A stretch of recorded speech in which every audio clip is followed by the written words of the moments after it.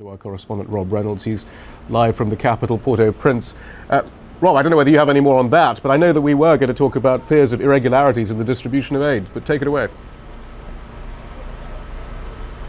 That's right, Shihab. The UN agencies here and the NGOs, the non-governmental organizations that are trying to provide aid to the Haitian people are encountering a problem: increasingly sophisticated counterfeiters.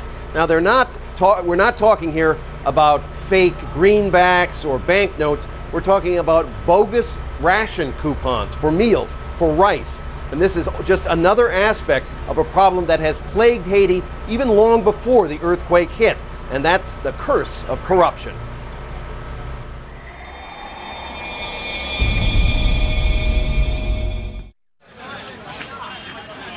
Distribution of vital food supplies to hungry people in a section of Port-au-Prince were abruptly halted Monday after UN officials found people trying to use counterfeit ration coupons to take rice they were not entitled to. These are fake coupons which started turning up this morning, as I understand it, yellow in color.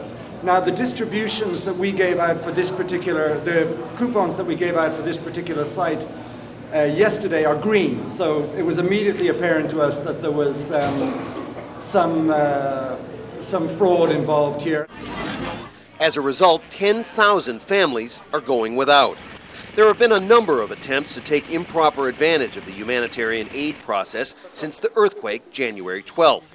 And while most aid is funneled directly through UN agencies and non-governmental organizations, there are allegations that Haiti's long record of government corruption involving officials high and low has not been broken.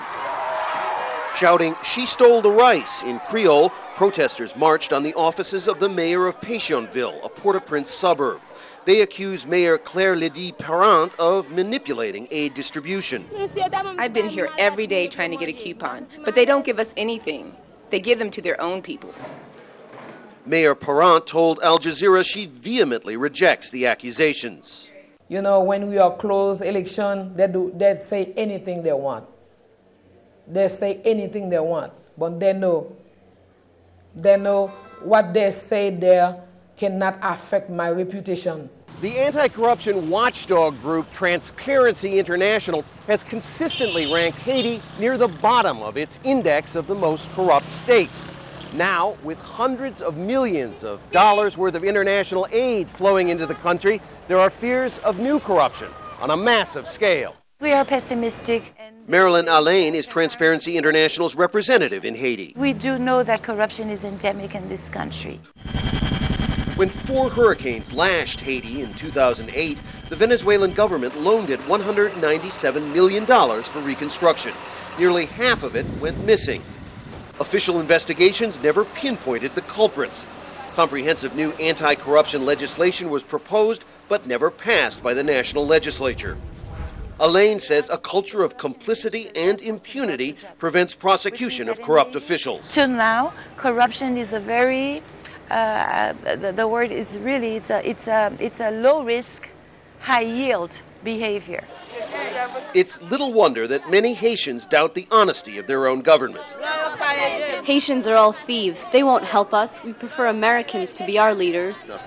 We put the question of corruption to GUERCY MOUSCARDY, first deputy mayor of Port-au-Prince. What do you say to people who believe that the government is too corrupt to handle the humanitarian aid and rebuilding? All this is a rumor. We don't have any proof of that. When you said there is corruption, you have to prove that. It will be up to the UN and international aid agencies to impose and keep the controls needed to ensure the world's aid reaches the Haitians who really need it. So what systems are in place then from the UN agencies then to ensure that those who really need it do get the aid that they need?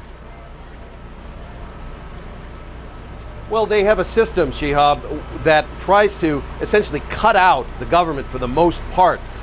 They are going, and when I say they, I should be more specific. I mean the World Food Program and some of the non-governmental organizations that work with them. They go to different areas of the city. They've got it divided up into a grid pattern. and they meet with people who live in these neighborhoods, neighborhood leaders, respected people, perhaps clergy, that sort of thing, and then working with them, they determine which people should receive the food coupons. These are all women who receive the food coupons, and the idea there is that the belief is that women will be more likely to use that food to feed their families, to feed their dependents. Men, they believe, may be more inclined to take the food and sell it on the black market.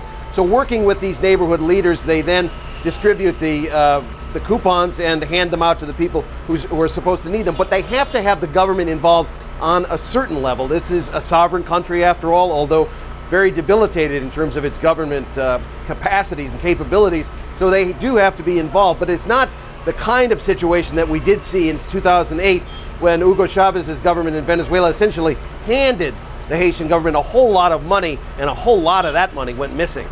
Right, so what exactly then is the role of the government amidst these suggestions of irregularities? Sometimes government officials will be involved in deciding who should receive the coupons. And these are some of the allegations against the mayor of PETIONVILLE, Madame Parent, who the people that we've talked to say they believe that she's handing them out to favorites or to people who are associated with her. Very important to note that we do not have any proof of that, but we are reporting the allegations and the fact that people are demonstrating on a near daily basis against the mayor of PETIONVILLE. So the government does have to be involved in outlying areas where the presence of the United Nations and the NGOs is more thin on the ground.